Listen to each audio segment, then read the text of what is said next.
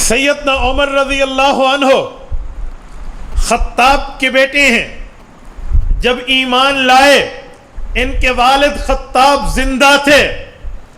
حضرت عمر اپنی والدہ حنتمہ کے بیٹے ہیں. جب ایمان لائے تو اماں جان زندہ تھی. بنو عدی کا یہ چشم و چراغ خاندان ہے جس سے دنیا عرب واقف ہے کہ بنو عدی جری لوگ ہیں. بنو عدی بہادر طبقہ ہے. بنو عدی کی شجاعت کے ڈنکے بج چکے ہیں. یہ اس خاندان کا واحد آدمی. اور اس وقت جب عمر فاروق کی جوانی ہے اس وقت مکہ مکرمہ میں چند افراد ہیں جو لکھنا پڑھنا جانتے ہیں. ان میں احسن الخط اجمل الخط جن کی رائٹنگ بھی اچھی, پڑھنا بھی اچھا, لکھنا بھی اچھا, وہ عمر فاروق ہے رضی اللہ عنہ. رسول اقدس صلی اللہ علیہ وآلہ وسلم اعلان نبوت فرماتے ہیں. رسول اقدس کا اعلان نبوت ہے. اللہ کے رسول صلی اللہ علیہ وسلم نے جب اعلان نبوت فرمایا ہے, پہلے دن ابو بکر ایمان لائے. ابو بکر کی دعوت پر عثمان غنی ایمان لائے ہیں.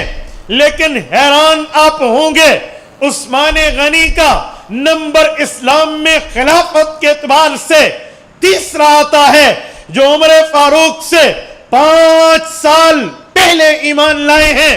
آخر وجہ کیا ہے کہ عمر فاروق 5 سال بعد عثمان کے ایمان لاتے ہیں اور عمر فاروق کا نمبر عثمان غنی سے پہلے ہو جاتا ہے؟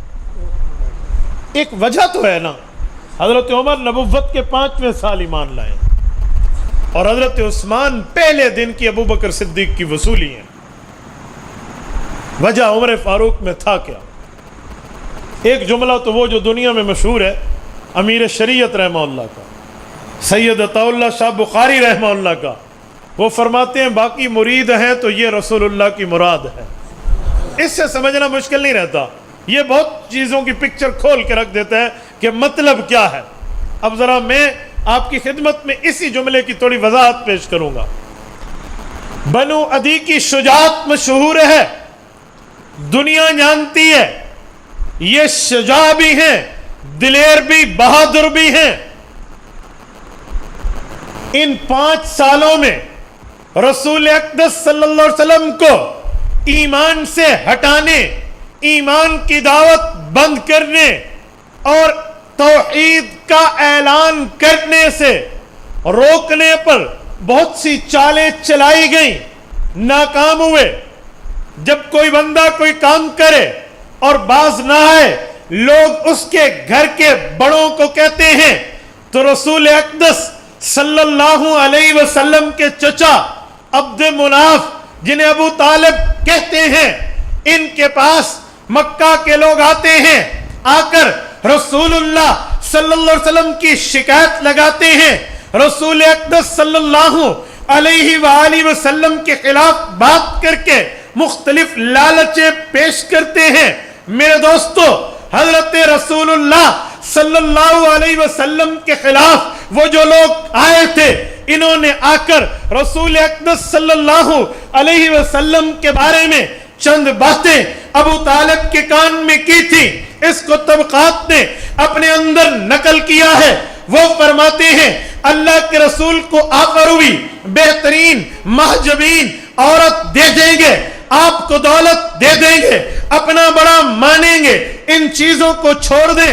رسول اقدس نے ابو طالب کو جواب دیا تھا, یا امی لو وضع الشمس علی یمینی والقمر علی یساری الا ان اترک ھذا الامر ما ترکتہ. یہ تو دنیا کی دولتوں کی لالچیں ہیں. آسمان کا چاند اور سورج لے کر آئیں, سورج میرے دائیں ہاتھ پہ, چاند میرے بائیں ہاتھ پہ رکھ کے کہہ دیں توحید کی دعوت چھوڑ دے میں ان کو پھینک دوں گا، دعوت توحید نہیں چھوڑوں گا۔ جب دشمن نے دیکھا لالچ نے اثر نہیں کیا، پھر روڑے اٹکانے کے لیے مخالفت پہ آئے ہیں۔ پھر حضور پاک علیہ الصلوۃ والسلام کے خلاف پہلے صادق امین کہتے تھے، اب جملے کستے ہیں۔ ان کے قریبیوں کو سزائیں دینے کے لیے خباب ابن ارت کو شولوں پہ لٹایا گیا، بلال حبشی کو مکہ کی گلیوں میں گھسیٹا گیا، حضرت سمیہ شہید ہو گئی ہے، حضرت یاسر نے اپنے اوپر غم کے پہاڑ برداشت کیے ہیں، زنیرہ کی آنکھیں نکل چکی ہیں۔ جب یہ منظر سارا ہو گیا، حضور پاک دعوت توحید سے نہیں ہٹے۔ اب آخری حربہ رسول اللہ کے قتل کا تھا۔ رسول اقدس صلی اللہ علیہ وسلم کے نعوذ باللہ قتل کرنے کے لیے دار الندوہ میں میٹنگ ہوتی ہے، بھئی انہیں مار دیا جائے، مارے کون، جائے گا کون؟ دیکھو میرے دوستو، منوال کے ساتھیوں، رب نے کیسے عمر کو بہادر منوایا اور ان سب کو بزدل منوایا۔ اب مشورہ ہوا ہے، سارے بیٹھے ہیں، آپ کو شہید کرنے کی ارادے سے سب کی نظریں جس بندے پر پڑی ہیں کہ 100 اونٹ دیں گے، وہ نظر جس پر پڑی وہ چہرہ عمر بن خطاب کا ہے۔ 100 اونٹ کیا ہے؟ یہ 100 اونٹ کا معنی آج کے دور کو 100 اونٹ نہیں ہے۔ اس زمانے میں یہ اونٹ ریت کا جہاز ہوا کرتا تھا۔ اگر میں یوں کہوں تو بے جا نہیں ہے کہ یہ 100 اونٹ اس زمانے کی 100 لینڈ کروزر ہے۔ اس زمانے کا اونٹ لینڈ کروزر ہی ہوتا تھا نا۔ اس زمانے میں کوئی پراڈو تو تھی نہیں، کوئی کار تو تھی نہیں، کوئی مہران تو تھی نہیں، تو یہی تھا نا۔ تو وہ 100 اونٹ کوئی مذاق والا انعام نہیں ہے، 100 اونٹ انعام لگا ہے، اور یہ انعام لینے کے لیے مکہ کا کوئی کافر تیار نہیں ہے۔ سارے بزدل بن کے بیٹھے ہیں۔ دار الندوہ میں مشورے میں عمر فاروق کے چہرے پہ سب کی نظر پہنچ گئی ہے۔ یہ کیوں گئی تھی؟ اللہ رب العزت نے حضرت عمر کے کلمے کی بعد والی زندگی کو روب اور دبدبے والا بنوانا تھا، اس لیے سب کافروں سے منوایا کہ تم میں بہادر یہ ہے، سب سے منوایا تم میں بہادر یہ ہے، اور سب نے کہا عمر یہ آپ ہی نے جانا ہے۔ کافروں کے بڑے بڑے سورما بیٹھے ہوئے ہیں۔ سعید ابن عامر جمحی رضی اللہ عنہ کے والد نے پورا واقعہ ایمان کے بعد جو بتایا ہے، وہ اس کو ابو عبد الرحمن رافت پاشا مصر کے مصنف نے رجال حول النبی میں تحریر کیا ہے کہ ان سب کے دل کانپتے اس وقت کیسے تھے کہ یار ہم نہیں جاتے، میں نہیں جاتا، یہ نہیں جاتا، عمر تو ہی جائے گا، تیرے اندر خاندانی بہادری ہے، تیرے اندر فیملی گٹس ہیں، فلاں ہیں فلاں، یہ ساری ان سے منوایا۔ اور جب یہ ہو گیا، عمر فاروق کے لیے کہا گیا اب تو ہی جائے گا، اور ان کو پتہ ہے کہ اس بندے نے یہ کام کر لینا ہے۔ حضرت عمر وہاں سے نکلتے ہیں اور یہ خبر کے انتظار میں ہے۔ یہ نبوت کا 5واں سال ہے۔ سیدنا عمر رضی اللہ عنہ کو راستے میں ایک شخص سے ملاقات ہوتی ہے، اور وہ بتاتے ہیں کہ عمر آپ کا کہاں کا ارادہ ہے؟ کہا جی میرا ارادہ تو تمہارے پیغمبر کا ہے۔ کہا پیغمبر کا ارادہ بعد میں کرنا، پہلے گھر کی تو خبر لے لے۔ حضرت عمر کی ایک بہن ہے اکلوتی، فاطمہ بنت خطاب۔ حضرت عمر لوگ 2 بھائی ہیں، ایک بہن ہے، فاطمہ، عمر اور زید۔ زید اور عمر بھائی ہیں، فاطمہ اکیلی بہن ہے، اور ان کی شادی کس سے؟ سعید بن زید رضی اللہ عنہ سے، عشرہ مبشرہ کے صحابی ہیں۔ ان سے خاوند بیوی دونوں مسلمان ہو چکے ہیں، اور یہ گھر آئے ہیں۔ وہ کلام اللہ پڑھ رہے تھے، انہوں نے چھپا دیا، بہن سے لڑائی ہوئی ہے۔ یہ میں واقعہ نہیں سنا رہا، میں اصل میں ایک جملہ نکالنا چاہ رہا ہوں۔ آپ واقعہ سن اور پڑھ چکے ہیں۔ لڑائی ہوئی ہے، وہ زخمی ہو گئی ہیں، خون ان کے چہرے پہ آیا ہے۔ آخر کیا ہوا؟ حضرت عمر رضی اللہ عنہ کو بہن کا جواب آیا تو سارا غصہ ٹھنڈا ہو گیا کہ جس ماں کی چھاتی کو منہ لگا کہ تو نے دودھ پیا، میں بھی اسی ماں کی بیٹی ہوں۔ جس خطاب کا تو بیٹا ہے، میں اسی خطاب کی بیٹی ہوں۔ کر لے تو نے کیا کرنا ہے، میں نے دین نہیں چھوڑنا۔ اکلوتی بہن ہو، یہ ان سے پوچھو جن کی بہنیں اکلوتی ہیں اور جن کے دل میں بہنوں کا درد بھی ہے، یہ ان سے پوچھو۔ جب بہن یہ جملہ بھائی کو کہے تو بھائی کی حالات اور فیلنگز کیا ہوتے ہیں؟ اس پہ حضرت عمر ہتھیار ڈال دیتے ہیں۔ اچھا مجھے دکھاؤ تم کیا پڑھ رہے ہو، چہرہ بھی تو کوئی چیز ہے نا۔ ابھی نہیں دکھا رہے تھے, ابھی کیوں دکھا رہے ہیں؟ کچھ وجہ. لفظ بولنے کا انداز بھی تو ہوتا ہے نا, یہ کیا ہے اور ایک ہے یہ کیا ہے, فرق تو ہے نا. پہلے جس نیت سے مانگا تھا بہن نے نہیں دیا, اب جس نیت سے مانگا بہن نے کہا غسل کر میں تجھے دینے کے لیے تیار ہوں. انداز گفتگو سے بہن بھائی واقف ہیں ایک دوسرے سے, ان نے غسل کیا ہے. ایک جملہ میں آپ کی خدمت میں سمجھانے کے لیے کہتا ہوں. 5 سال میں کافر محنت کر کے جس بندے کو میدان میں لائے ہیں رسول اللہ کے قتل کے لیے, اس کی حیثیت کم ہوگی؟ 5 سال ان نے محنت کی ہے, اور اب وہ بندہ قرآن پڑھنے کے لیے غسل کر رہا ہے. اس بہن اور بہنوئی کی خوشی کا عالم کیا ہوگا, اور ان کا اس وقت اللہ سے دعاؤں کی حیثیت کیا ہوگی کہ میرے مولا کافر کے ان چال کو ان کے اوپر پلٹ دے.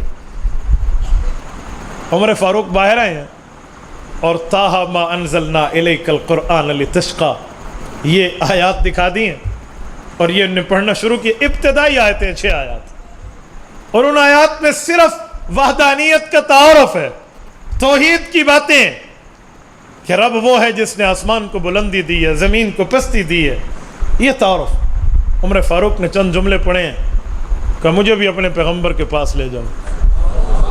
اب خامد بیوی کو اور بیوی خامد کو نظروں میں کہتی ہے وہ رات میں جو اللہ کے رسول نے کعبے میں دعا کی تھی وہ قبول ہو گئی ہے. مسند احمد میں حدیث پاک موجود ہے. وہ دعا کیا تھی؟ رسول اقدس صلی اللہ علیہ وسلم نے مانگا تھا, اللہم اعز الاسلام, اے اللہ میرے اسلام کو عزت چاہیے. اسلام کی عزت 2 بندوں میں سے ایک آپ جسے چاہیں مجھے دے دیں, عمر ابن خطاب دے دیں یا عمر ابن ہشام دے دیں, ان میں جو آپ کو محبوب ہے. عبداللہ ابن عباس مسند احمد میں اس کے آگے کہتے ہیں احبہما من اللہ عمر ابن الخطاب, اللہ کو محبت عمر سے تھی, اللہ نے یہی دے دیا. اب سنو, آخر عمر فاروق میں وہ گیٹس ہیں جو 5 سال بعد یہ ایمان لا رہا ہے, اور اس کا ایمان لانا اسلام کی عزت کی نشانی ہے. میرے دوستو, ایک ہوتا ہے ٹاپ گیئر, ایک ہوتا ہے ڈبل ٹاپ. ڈرائیونگ والوں سے ذرا پوچھو نا تو وہ آپ کو بتائیں گے.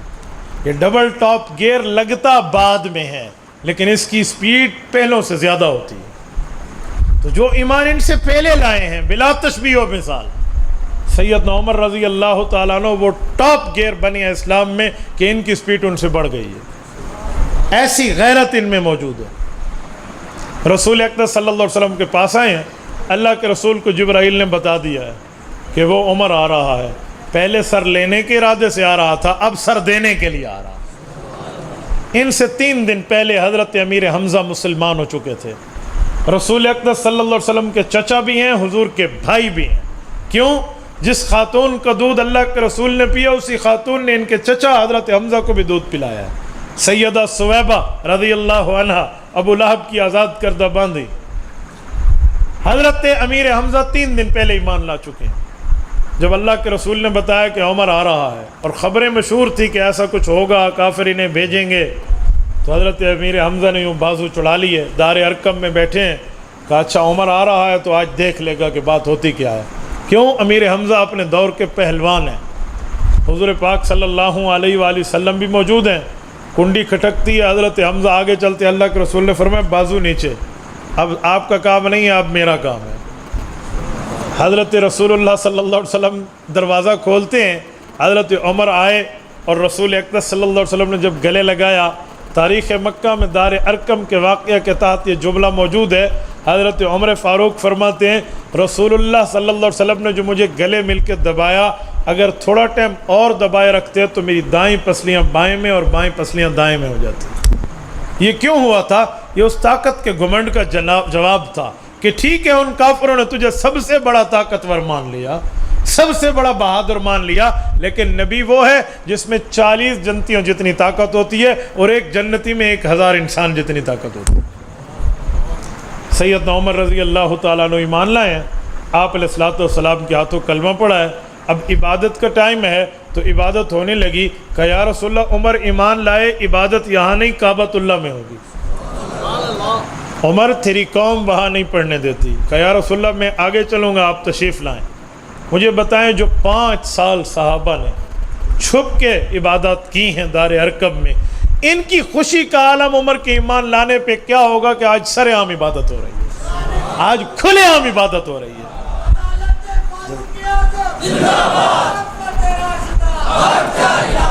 آج کھلے عام عبادت ہو رہی ہے, بیت اللہ میں عبادت ہو رہی ہے.